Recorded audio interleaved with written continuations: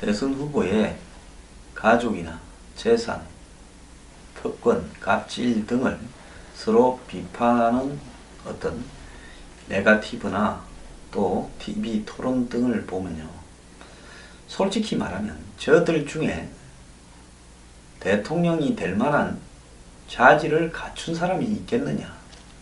저들 스스로가 재산관계나 살아온 관계를 보면 기득권층이지 않느냐, 특수 기득권에 속하는 영역에 있는 사람이지 않느냐라는 생각이 듭니다. 자, 우리 보통 서민들이요, 빚을 빼고 나면 순자산이 3억이 안 됩니다. 2억 8천이라는 말도 있습니다. 국민 평균 자산이요, 집집마다요. 자, 거기에 살아가는 거 빠듯합니다. 인간으로서 기본적으로 치러야 될 부분, 자식을 공부시키고 자식을 취직시키고 자식을 군대 보내고 자식을 결혼시키고, 그리고 결혼하고 난 이후에 부모와 자식 간에 정상적인 관계를 유지하고 노후가 그래도 비참해지지 않는 것, 이런 것이 소박한 꿈일 거고, 이 과정에서 집 하나라도 가지고 살면 좋겠다라는 부분이 우리 보편적인 중산층과 서민의 꿈일 겁니다. 저는 대한민국의 중산층하고 서민의 구별이 크게 다르지 않다. 중산층이 붕괴되어서 이제 중산층이 서민이다, 이렇게 생각을 합니다. 이 속에 보면요, 제가 하루 이렇게 길거리를 다니거나 사람들을 이렇게 쳐다보면 저들은 평생을 어떻게 살아갈까?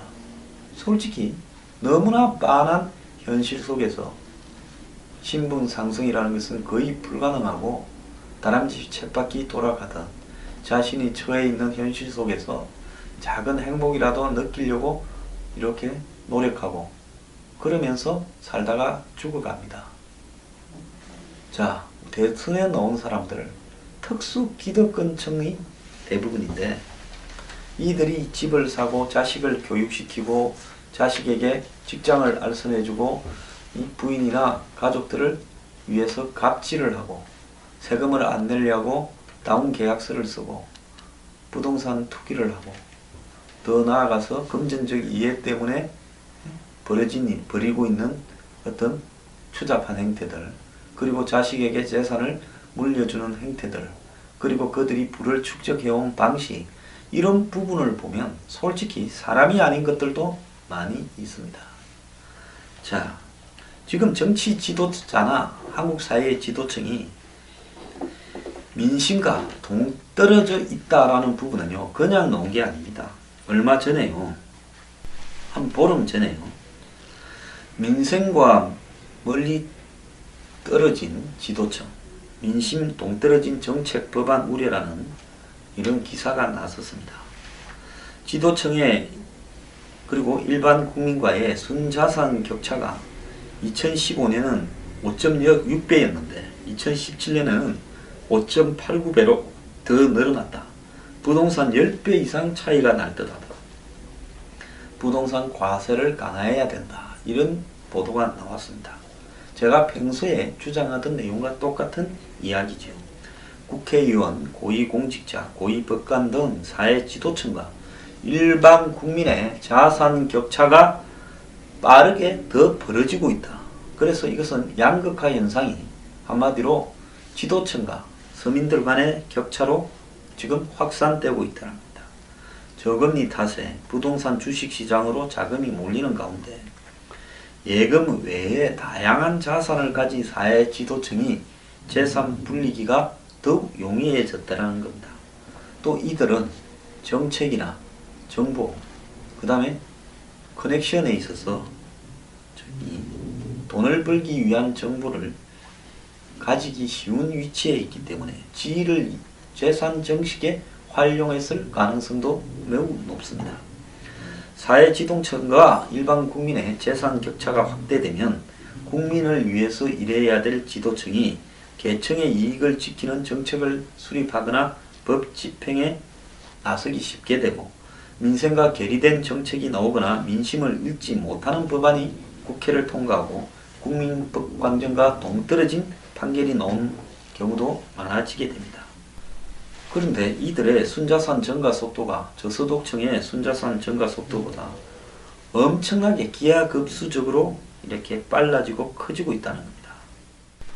이들의 금융자산은 8배 이상 국민과 차이나고 부동산은 10배 이상의 차이를 낳고 있다는 겁니다. 자, 이런 부분을 보면 이런 어떤 기득권층이 대선이나 이런 과정에서 국민들을 위한 언급을 하지만은 그들에게 주로 문제가 되고 터지는 스캔들이나 네거티브 검증의 내용을 보면 한마디로 기득권층으로서의 갑질에 불과한 내용들을 말하고 있는 겁니다.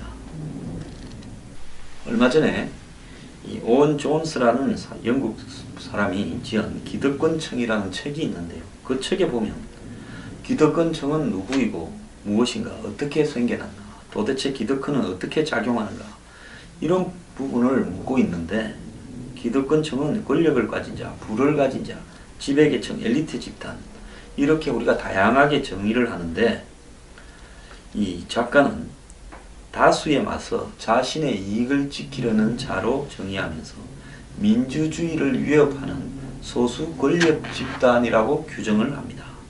정치가 언론계, 건물, 기업인과 금융업자 등이 포함이 되는데요. 기득권층이라는 단어가 처음 생긴 것이 1955년에 영국의 보수 저널리스트 헨리 페얼리의 고전 칼럼에서 나왔다고 합니다. 페얼리는 기득권층을 함께 어울리고 필요할 때 서로 돕는 권력자들의 관계망, 즉 네트워크다, 이렇게 이야기를 했습니다. 기득권층은 시대에 따라 변하는 유동적인 집단인데요. 현재의 기득권층을 이루는 핵심 요소는 공유된 사고방식이라는 겁니다. 즉 자신들의 도전하는 모든 부분들을 이렇게 모든 부분, 그런 집단, 사람, 생각들을 비현실적이고 극단적이고 위험한 걸로 규정한다는 겁니다. 즉 그 사고방식의 기본은 이것이라는 거죠. 개인의 자유로운 욕망 추구가 사회 발전의 원동력이다. 비범한 기업인, 금융인에게는 충분한 보상이 있어야 한다. 시장은 알아서 최선의 길을 찾는다. 국가는 개인의 자유를 침해한다. 각종 규제는 뛰어난 개인들의 재능 발휘를 방해할 뿐이다. 어디서 많이 듣던 이야기 아닙니까? 이게 기득권층이 한국이 아니라 영국이나 유럽에서 하고 있다라는 보편적인 행동이라는데, 지금 한국에서 이런 주장을 허구헌날 하는 분들이 있잖아요. 자, 그분들이 자유시장 경제 민주주의라면서 보수 진영을 타락시키면서 하는 말과 어찌 이렇게 똑같을 수 있냐라는 겁니다. 그러면 그 사람들은 이런 말을 반복해서 매일 보수인 양 전달하는 사람은 누구라고요? 기득권층의 나팔수 내지 앞잡이다 라는 이야기입니다. 즉 자유시장이라는 신념이 토대가 된 자유방임주의인데, 이 뿌리에는 부와 권력을 체계적으로 최상류층에 재분배하는 데 앞장서온 겉으로만 우익인 선동가들이 있었다는 겁니다. 자, 기득권층을 결속시켜주는 것이 공통의 사고방식인데 재정적으로 서로 연결되어 있다. 이번에 안 봤습니까? 최순실, 박근혜, 삼성, 이재용 간에 어떻게 쉽게 돈을 수십, 수백억을 연결해서 왔다리 갔다리 하는가.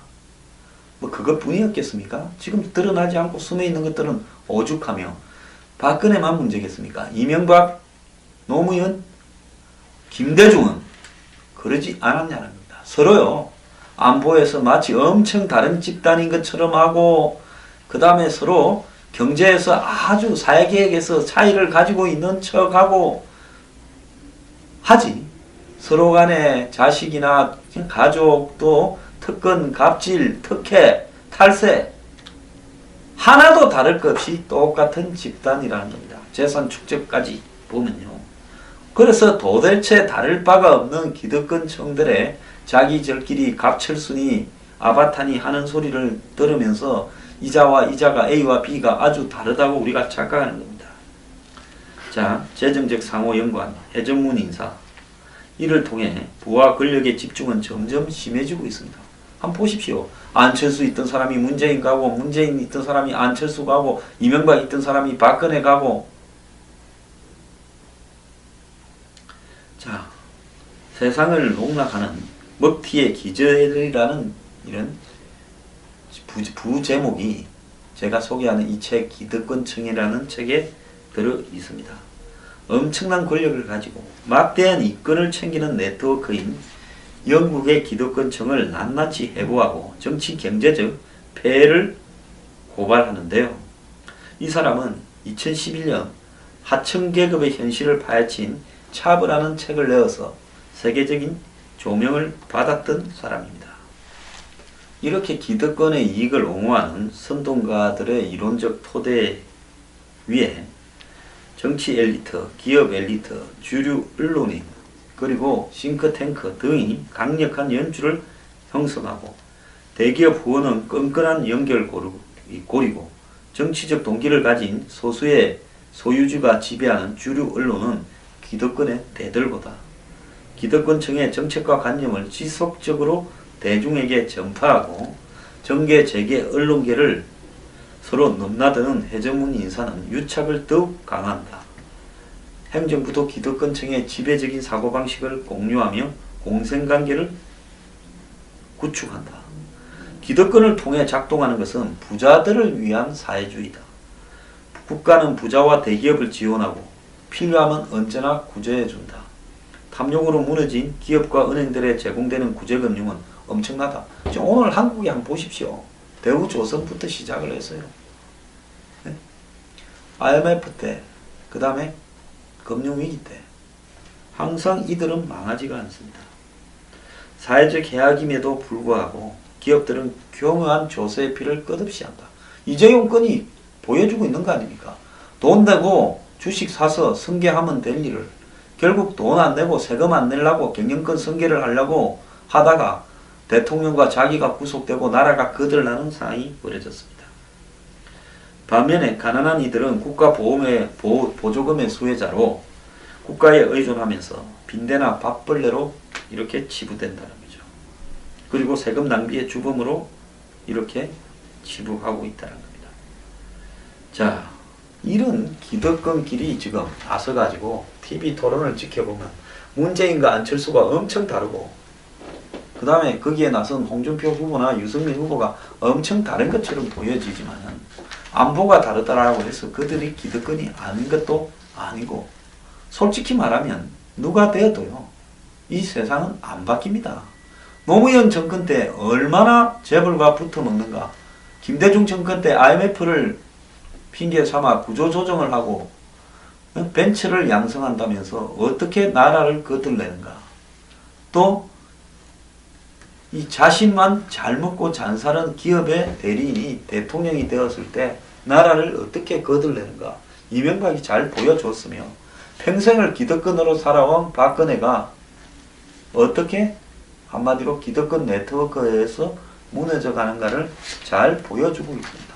심지어 기득권에서 속하지 않았다고 생각을 하던 노무현조차 오랜 법조인을 하면서 어느 순간에 법조인과 정치인 생활을 하면서 본인이 기득권에 올랐었고 결국 그 기득권 네트워크를 지키는 일을 하다가 본인이 불행하게 자살로 생을 마무리를 했던 겁니다. 자, 이번 대선에 마치 거대한 담론이 있는 것처럼 누가 되면 세상이 바뀔 것처럼 허구헌날요. 댓글 달고 트위터하고 페이스북 하는 사람들을 바라보면서 저는 그들의 영혼을 아주 불쌍하게 생각합니다. 그래, 그런 사람들 때문에 제 주말에 제 블로그에 그렇게 오랫동안 글을 써서 저를 공격을 합니까? 저는 어떻게 보면 그렇게 저를 공격하는 사람과 똑같은 서민의 위치에서 서민들을 각성시키고 있는 한 사람에 불과할 뿐입니다. 제가 적이 아니라요. 저를 공격하는 사람과 제가 동지인 겁니다. 여러분, 이번 대선요. 희망과 기대를 갖지 마세요. 긴 호흡을 가지고 이 나라를 근본적으로 기득권을 해체하면서 수리해 가야지 이번 대선의 결과로 뭔가가 이렇게 새로운 일이 벌어질 거다. 이렇게 생각하면 나중에 꿈에서 깨어나면 더 아픈 법입니다. 지금 이들이 뭐 서민정책, 중산층 정책 이야기하지만요. 이번 대선은 기득권들 후보 간의 게임이고 전에도 그랬듯이 이번도 그렇습니다. 그리고 중산층과 서민은 곧 잊혀져 갈 겁니다. 이 나라는 기득층들 네트워크에서 굴러갈 것이고요. 아프지만 이것이 현실입니다. 그럼 어떻게 해야 되나? 이 현실을 깨달아서 들고 일어나야죠. 프랑스는 이번 대선의 1, 2위를 앙마리수라는 중도 신당을 만들어서 나선 마크롱과 그 다음에 국민전선이라는 거구전선 후보 르펜을 결선 투표에 보냈습니다. 기존의 우파연합 공화당의 후보나 기존의 사회당의 후보 벌써 저 멀리 가버렸습니다. 자, 미국의 트럼프라든지 영국의 브렉시트라든지 프랑스 대선을 보면 자, 유럽의 미국의 정치 선진국의 국민들은 변화를 선택하려고 시도를 하고 있습니다. 한국은 변화가 되겠습니까? 그러니 고생을 더 해야 되는 겁니다.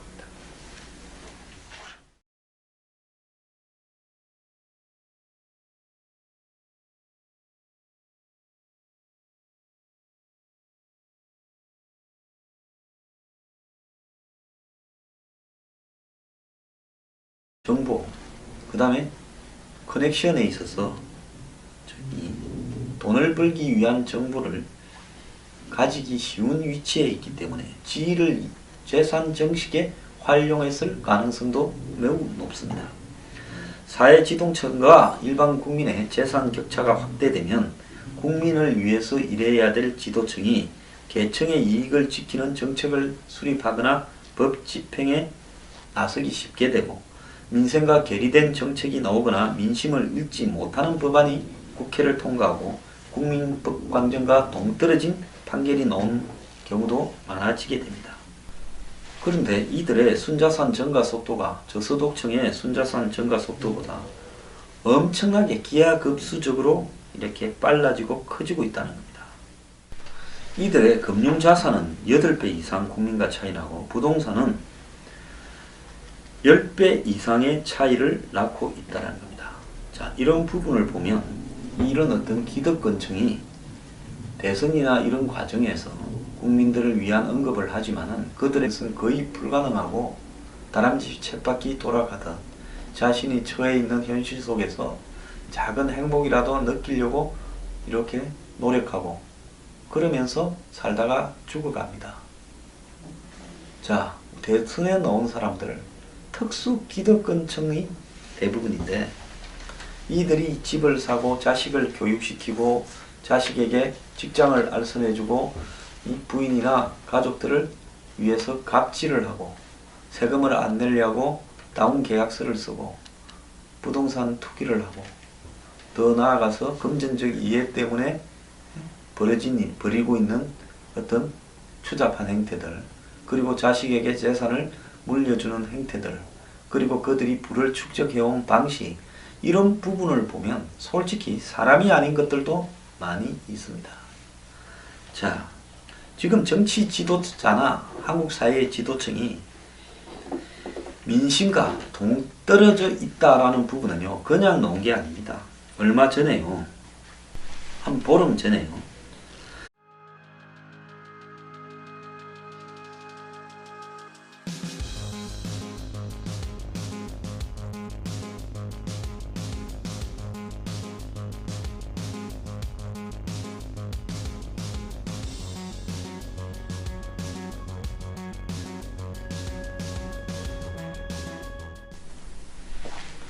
대선 후보의 가족이나 재산, 특권, 갑질 등을 서로 비판하는 어떤 네거티브나 또 TV 토론 등을 보면요. 솔직히 말하면 저들 중에 대통령이 될 만한 자질을 갖춘 사람이 있겠느냐. 저들 스스로가 재산관계나 살아온 관계를 보면 기득권층이지 않느냐. 특수 기득권에 속하는 영역에 있는 사람이지 않느냐라는 생각이 듭니다. 자, 우리 보통 서민들이요, 빚을 빼고 나면 순자산이 3억이 안 됩니다. 2억 8천이라는 말도 있습니다. 국민 평균 자산이요. 집집마다요. 자, 거기에 살아가는 거 빠듯합니다.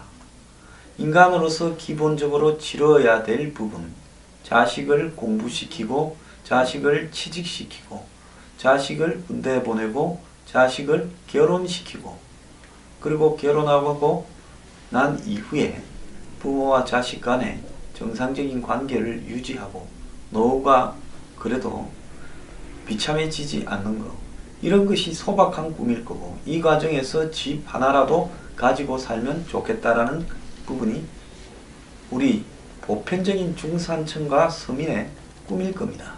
저는 대한민국의 중산층하고 서민의 구별이 크게 다르지 않다. 중산층이 붕괴되어서 이제 중산층이 서민이다, 이렇게 생각을 합니다. 이 속에 보면요, 제가 하루 이렇게 길거리를 다니거나 사람들을 이렇게 쳐다보면 저들은 평생을 어떻게 살아갈까?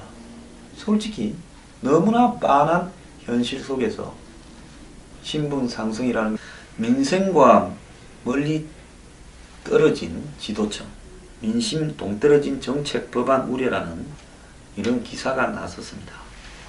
지도층의 그리고 일반 국민과의 순자산 격차가 2015년은 5.6배였는데 2017년에는 5.89배로 더 늘어났다. 부동산 10배 이상 차이가 날 듯하다. 부동산 과세를 강화해야 된다, 이런 보도가 나왔습니다. 제가 평소에 주장하던 내용과 똑같은 이야기죠. 국회의원, 고위공직자, 고위법관 등 사회 지도층과 일반 국민의 자산 격차가 빠르게 더 벌어지고 있다. 그래서 이것은 양극화 현상이 한마디로 지도층과 서민들 간의 격차로 지금 확산되고 있다는 겁니다. 저금리 탓에 부동산 주식시장으로 자금이 몰리는 가운데 예금 외에 다양한 자산을 가진 사회 지도층이 재산 불리기가 더욱 용이해졌다는 겁니다. 또 이들은 정책이나